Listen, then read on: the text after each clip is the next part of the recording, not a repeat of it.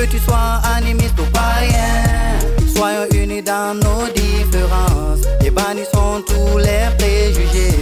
Que tu sois de Basse-Côte ou Fouta, que tu sois de la Haute-Guinée ou la forêt, soyons unis dans nos différences et bannissons tous les préjugés. Unis dans nos différences. Unis dans nos différences.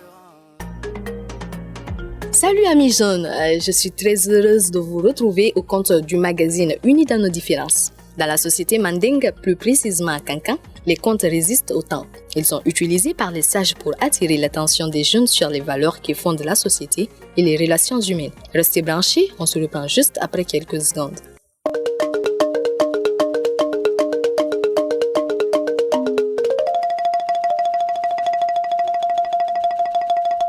L'une des valeurs culturelles de l'Afrique est bien le conte. C'est une véritable école pour la jeune génération. Le conte symbolise l'éducation dans nos communautés. Il permet de transmettre aux jeunes les valeurs et les comportements pour vivre en harmonie avec les autres. Aujourd'hui encore, le message passe auprès des jeunes qui écoutent les différentes productions radiophoniques. Dans les rues de Kankan, les jeunes notent que les contes ont toujours leur place dans nos sociétés. Le micro-trottoir que vous allez écouter est réalisé par Fanta Touré du Club de paix estudiantin. Nyatono bale to dilala denin nakarano muna osal makraya la kusiamana ayal makraya la le hinanyona alal bolo di nyoma ale ya fa nyoma parce que muna foloro anana mobile tre din killalle kallamini takuna ka to dilala kalne donc to dilao utrali alankili bola kusiamama ma ibara gwetente tante mol bolo mol sisendena dole wala sigati mindia dole bola la mol fe kala tal dion bra alwa kamere na india adon floro to dilatre menkada albanyo na mini kali siro ke to dilake atral hankil la bona wuli ko siamon kuno nya fala na molien alal janto dinin no aliyo continue toujours to dilake da dinin nya aloko ka jojuma di dinin ma kalma kraya ko berebere la kalma kraya hinala nyona nya to no bale to dilala donc anya na ambra molikilali aliyo continue toujours to dilala deninya parce que nyato no bale to dilala ay denin hankilla kala le kalma krayan jobebre kalma krayan bulodi la nyoma kalma krayan hinala nyona donc nye manye dinaka le denin makrayan ko sebe to dilala. Les contes ont une importance capitale dans l'éducation de ces enfants et dans la conscientisation de la société parce que à travers ces contes ça permet non seulement à l'esprit de se distraire. Par exemple, nous avons assisté beaucoup de choses, même si c'est en classe, quand tu essaies de donner des cours et que les élèves sont fatigués, tu abandonnes le cours, tu essaies de rentrer dans des contes pour permettre l'esprit de se distraire. Ça permet aussi l'union de ces enfants. Ça empêche aussi des problèmes dans la société. Les mamans appelaient les enfants autour d'elles pour leur raconter des contes, pour réveiller leur conscience, pour les montrer que l'importance de la vie, c'est l'union. Quand on essaie de relater, ça donne l'attention à tout le monde. Chacun veut savoir qu'est-ce qui est dedans. L'histoire là veut dire quoi? Quelle est l'importance de ça? Quoi nali, nous n'avons pas de mots d'otandema. Kikayam bema, e wainde falanaki, e tali fala, na gitali, gina falare. E nare, dumadi, aga kuri musese fima. Pour trayama fimema hali ibaralu khe mogo set magine mogo set manakini modo meibe hali saso kharandene fote garani ha marabu garani nakini ha importance fama ne imalide. Avant, ce sont les parents ou les grands-parents qui racontaient les contes aux tout petits. Actuellement, la donne a changé et les médias remplacent progressivement les doyens. Toutefois, l'objectif est le même, l'éducation. Pour Antoine Loy et Ousmane Bari, même si les contes sont menacés, rien n'est encore perdu. Que pensez-vous des contes dans nos sociétés? À l'enfance, lorsqu'on entourait le fait pour apprendre le livre coranique, après qu'on a fini de lire le livre coranique, on se retrouve quelque part tous les enfants pour faire des contes, des récits. Ça permet à recréer l'esprit. Les contes, selon moi, une importance capitale dans la société africaine. Vous partagez le même avis? Oui, je partage le même avis, seulement que je vais ajouter quelque chose. J'ai senti à travers les contes, pour être bref, c'est un outil de distraction de la jeunesse, un outil d'éducation de la jeunesse. Distraction dans le cas où, autour, n'est-ce pas, au clair des lunes, on fait appel aux enfants, aux jeunes du village, venir, n'est-ce pas, parler sur un sujet posé, un sujet qui gangrène la communauté. Donc, les sages proposent, n'est-ce pas, une problématique qui est liée à la communauté. Donc, il faut trouver une solution. On se distrait d'abord.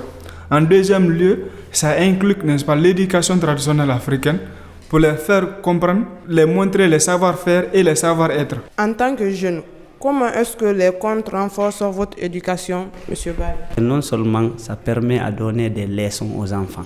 Ces leçons-là, avant, on dit personne n'est né méchant. Mais c'est la société auquel il participe qui lui rend méchant. À travers ça, on voit toujours l'éducation à l'image. Parce que sans les regroupements ou bien l'union ou bien l'échange des idées, on ne peut pas connaître ce que je ressens. Ça nous donne beaucoup d'expérience et aussi de nous appeler à mieux vivre ensemble dans l'union pour le bien-être de la localité. Dans la tradition, on dit que les contes favorisent l'entente. Est-ce que c'est votre avis, M. Loa? Oui, c'est très bien. Les contes favorisent l'entente. Une société bien éduquée, une société qui va connaître ce qu'on appelle l'entente, la paix, la coexistence sociale, pacifique aussi. Les contes, comme vous le savez déjà, on compte au clair de lune autour des feux. Tu ne pourrais pas, n'est-ce pas, garder les haines de l'autre autour de ce feu. Quand tu viens là-bas, vous allez blaguer, vous allez rire, vous allez sourire, vous allez faire tout ce que vous allez faire sur les bons côtés. Donc, en ce sens, ça peut, n'est-ce pas, favoriser l'entente dans la société. Dans des cas où le conteur prend l'exemple sur le roi, il prend le roi, il met lion à la place du roi et lion, n'est-ce pas, à la place des bas peuples. Donc ils expliquent comment lion doit se comporter, comment lion aussi doit se comporter. Alors montrer les comportements de chacun d'entre nous, connaissant, n'est-ce pas, nos droits et nos devoirs, je pense que ça peut renforcer, n'est-ce pas, l'entente. Est-ce que vous avez des exemples précis par rapport à ce que vous avez dit? Les mamans, qu'est-ce qu'ils faisaient?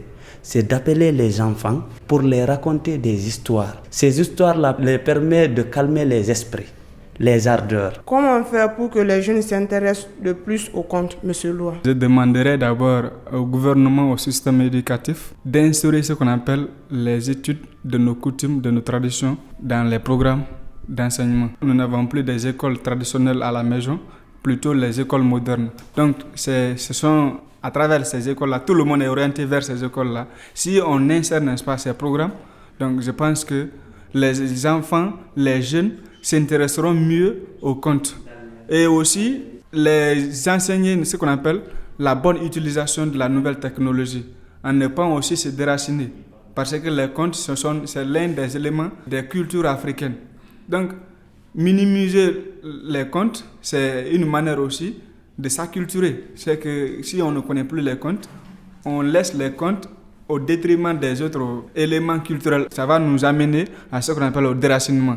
Pour faire, n'est-ce pas, simplement des référents, pour faire inciter les jeunes, les enfants aux contes, moi je voudrais qu'ils insèrent, c'est-à-dire les contes, les devinettes, les légendes, dans les programmes d'enseignement dans nos pays. C'est ce que je voudrais qu'ils fassent. Et vous, M. Bari? Il y a de ces radios, j'aime parfois écouter les vendredis. Ils font des contes. Ces contes-là, vraiment, ça m'amène à quelque chose, moi en personne. Parce que quand j'écoute, je me mets à l'aise. C'est l'État qui peut appuyer non seulement les acteurs, d'instaurer ça dans les réseaux sociaux, de créer des sites internet, de ces comptes-là et des pages Facebook, de ces comptes-là pour attirer l'attention de ces participants dans ces sites d'échange, de proximité. Ça nous permet non seulement de réveiller la conscience, non seulement de la jeunesse présente, et aussi ceux de futur. Les radios diffusées, ou bien même on invite les journalistes parfois à faire des débats uniquement sur les contes. L'importance de ces contes dans la société, dans la consolidation de nos acquis. C'est des acquis qu'on ne doit pas perdre. Merci, M. Loa. C'est moi qui vous remercie. Merci, M. Bari. Merci beaucoup.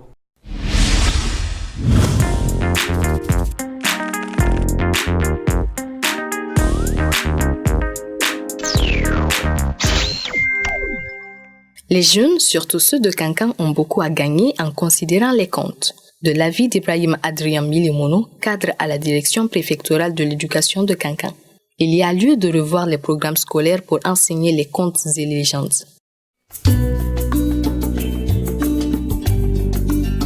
Tout d'abord, c'est quoi le conte? Le conte est un récit imaginaire conçu pour contribuer à l'éducation des enfants. En quoi le conte est important au Manding? Au Manding, selon ce que j'ai appris de sources des griots, le conte permet à éveiller la conscience, le courage, la bravoure et à éduquer la jeunesse qui a surtout besoin d'être mise dans le droit chemin de l'histoire. Généralement, quels sont les messages contenus dans les contes? Les messages contenus dans les contes sont généralement éducatifs. Parce que vous savez qu'il faut transformer l'être qui vient de naître pour le rendre mature. Cela passe nécessairement par l'éducation. Il faut lui faire adopter des comportements humains qui lui permettront de vivre en harmonie avec ses semblables, d'abord en famille, dans la communauté et dans la société où il réside. Souvent dans les contes, on utilise les animaux pour véhiculer les messages. À mon entendement, c'est pour d'abord ne pas blesser la dignité de certaines personnes. Supposez qu'on cite quelqu'un dans un conte où il y a forcément quelqu'un qui agit mal, des comportements répréhensibles. Cet individu va se voir catégorisé d'une mauvaise façon. Donc, on préfère souvent parler des animaux, par exemple, entre l'hyène et le lapin. Donc, on préfère passer par les animaux, mais en passant par les animaux, on s'adresse aux hommes. C'est les activités que les gens mènent, que les humains mènent, qui sont mises en évidence, mais on indexe les animaux pour le dire. En écoutant ce conte qui parle des animaux, l'être humain se range dans une catégorie. Si lui, il a des comportements mauvais vis-à-vis de ses semblables, des comportements répréhensibles, ça l'amène à changer, ça le fait prendre conscience, il devient sociable. Selon vous, est-ce que le conte permet la tolérance dans la société ici à Kankan? Ici à Kankan, le conte permet de cultiver la tolérance. Parce que, imaginez que deux frères soient en tiraillement. Maintenant, il y a un homme mature qui se présente, qui les fait asseoir. Il fait recours à un conte pour leur dire qu'il peut arriver que les dents et la langue se chamaillent. Mais, après tout, la dent et la langue sont condamnées à travailler ensemble. Donc, vous qui êtes issus d'un père et d'une mère, vous devez rester ensemble. Et comme avant que les dents n'accèdent à un aliment, c'est d'abord la langue qui le touche, ça veut dire que c'est la langue qui est aînée et les dents sont cadettes. Donc, tout de suite, il va demander au jeune frère d'accorder la priorité à l'opinion de son grand frère. Parce que dans la descendance, dans l'héritage, quand le père n'est pas, c'est l'aîné qui vient. Malgré leur importance, les contes sont menacés. Comment les sauver? Bon, en tant qu'éducateur, moi je pense que les contes et légendes de chez nous font partie de notre patrimoine culturel. Nous avons besoin de ces contes-là pour aider à éduquer nos enfants. De passage, il faut dire que au départ, quand il n'y avait pas d'école, c'est à travers les contes et légendes que les ancêtres instruisaient, éduquaient les enfants. Ils les réunissaient, ça peut être autour du feu ou sous un arbre, pour leur raconter les contes et légendes, ce qui aidait à leur formation. L'homme sans formation ne peut pas être utile. Aujourd'hui, vu la valeur des contes et légendes, à l'heure où la technologie de pointe est là présente, à l'heure où les programmes d'éducation civique et morale sont en train d'être développés, je pense que notre ministère devrait avoir un œil pour voir et introduire les contes et légendes de chez nous dans les programmes. Imaginez-vous quand à la radio nationale, l'émission Un conte, une nuit passe. Beaucoup sont les auditeurs qui l'écoutent et qui apprécient. Je pense qu'aujourd'hui, nos enfants ont besoin de ça parce qu'il y va de notre culture, il y va de la formation que nous voulons inculquer à nos enfants. C'est des choses qui se passent chez nous, qui se sont passées chez nous. En le leur racontant, ils vont prendre conscience de ce qu'ils ont comme devoir. Je crois que les vieux les sages ont encore une place dans la société africaine. C'est les autres qui ont écrit la plupart des parties importantes de l'histoire de nos pays. Je vais dire par exemple que, comme l'autre disait, lorsque l'histoire de la chasse est racontée par un chasseur, elle sera différente de la version du lion. Je voudrais inviter notre ministère à revoir le contenu des programmes d'enseignement que nous donnons à nos enfants. Il faut faire en sorte que ces programmes-là soient vivants, qu'ils parlent du milieu, de nos langues, de nos coutumes et mœurs. Après la bataille de Kirina, les chasseurs, les responsables africains se sont retrouvés pour écrire la première charte africaine à Kourouganfoua. Ils ont écrit que nul ne devrait plus faire le mal à son prochain. La vie est à protéger. Les étrangers doivent être très bien reçus. Merci à vous, doyen Ibrahima Adrien Milimolo. Je rappelle que vous êtes cadre en service à la DPE de Kankan. C'est à moi de vous remercier. Fini ce magazine Unis dans nos différences. Le plaisir a été pour nous de vous servir au compte de ce numéro qui a porté sur l'importance des contes dans l'éducation de la jeunesse. Avant de nous quitter, rappelez-nous les titres de quelques contes qui ont bercé votre enfance. Au revoir et à la semaine prochaine. Vous voulez réagir à cette émission? Envoyez-nous un SMS au 622 31 39 81.